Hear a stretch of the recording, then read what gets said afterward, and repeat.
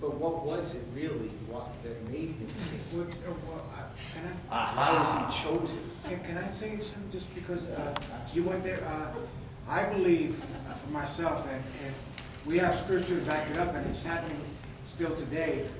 What that servant did actually was prophesy into Saul, into King Saul, that God showed him this is a mighty man of valor, a mighty man of war, because he spoke it. A lot of times you'll go someplace and somebody, a man or woman of God will come up to you and start speaking things to you, and you go like, whoa, I'm nothing like that. But God has given them an insight as to how he sees you. That's right. Right. Yes. They're looking at you through his eyes, not through their own, not through your own. That's right. So that servant, I believe, the spirit of prophecy came above him and upon him, and he just spoke. Because later on, he turned out to be a mighty man of valor and a powerful warrior.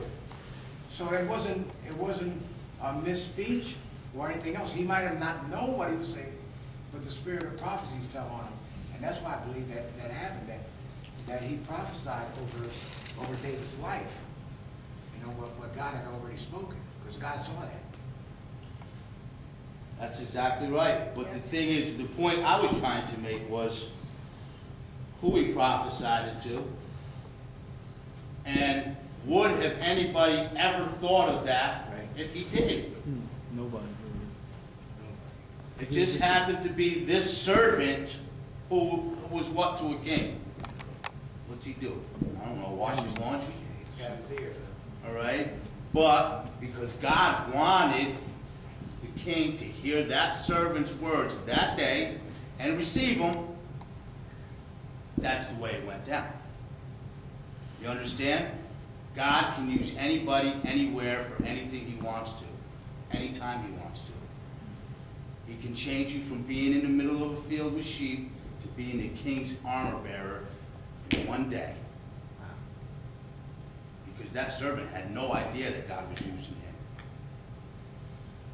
You understand what I'm saying? But I think the lesson that you're trying to teach is the reason why God chose David. The reason. There was a reason why he chose David. Well, that was in the prior verse we just read, right? Why do you think he chose David? Because of his humility, lowliness. It wasn't because of his outward appearance, it was because of what? Man doesn't. He was. Man looks at the It outward. says that he was. He was very beautiful. Yes, that's right. But he wasn't conceited. He was humble. And he was a man after God's own heart. Key word there. Who? David was a man after God's own heart. Saul, if you were listening to anything that Matt was saying, Saul was a man after Saul's own heart. And Saul was given a couple of times to, own up. And, God didn't squash him the first time. He gave him a couple of times, and Saul still messed up. And God's like, we're going to that's see all that when, this is a two-part thing. Right now, I want you guys to see pride. And I want you to see the consequences of pride. All right? So far, we had an anointed man of God, chosen by the people, which was Saul. Okay? And he started out in full humility, hiding behind luggage, or whatever he was hiding behind. Not thinking that he could take ownership of whatever, the whole kingdom of Israel. All right? And within 3 years, he went from hiding behind luggage to making his own plan for God's whole people. You know what I mean? That's the basic gist of what I'm trying to portray here in the reign of Saul.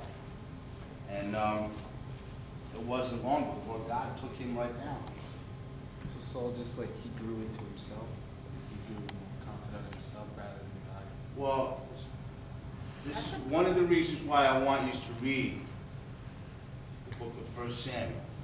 You got 2 weeks to do it, because we're going to start getting serious about these Bible studies. I want you guys to understand what I'm teaching. And I want you guys to get it into your fiber and into your spirit. Okay? So in the next 2 weeks, if you read one chapter a night, you guys should have 1 Samuel down. And as you go through this, you're going to say, bam, aha, that's what we talked about at the Bible study last week. And you're going to read a little more, and you're going to say, bam, there it is again, pride. Bam, there it is again, pride. Bam, there's more pride. Okay? And then next time we meet, we're going to pick up right here, where God takes his favor off of Saul because of his pride, and he anoints David because of his heart. And then we're going to go through the reign of David. And we're going to see him, make lots of mistakes. But we're going to also see him be transparent before the Lord and in all humility seek God's intentions for God's people. Not his intentions for God's people. All right? Now, we've got a little bit of time. 10 more minutes we got. So let's,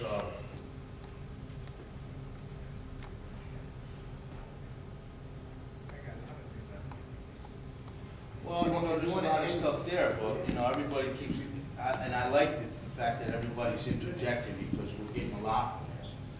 I just want to maybe wrap this up and open it for discussion. I want to get to a point where, see, now that Saul has received a spirit from the Lord, and he's asked for David to come. Okay, do you think that Saul knew that? David had already been appointed and anointed the next king over Israel. Okay, and just in his obedience and his heart for God, playing music and in the field with the sheep. Now all of a sudden, God, he coordinates these chain of events to happen where now David is the king's right-hand man. And it's all part of God's plan, right? The king doesn't even know yet that David was anointed the next king. But God in his sovereignty has Saul training him. All of a sudden he's an armor bearer for the army of the whole kingdom. He's living in the palace of the king. He's being loved by the king and taught by the king and mentored by the king every single day. And I just want you to see how God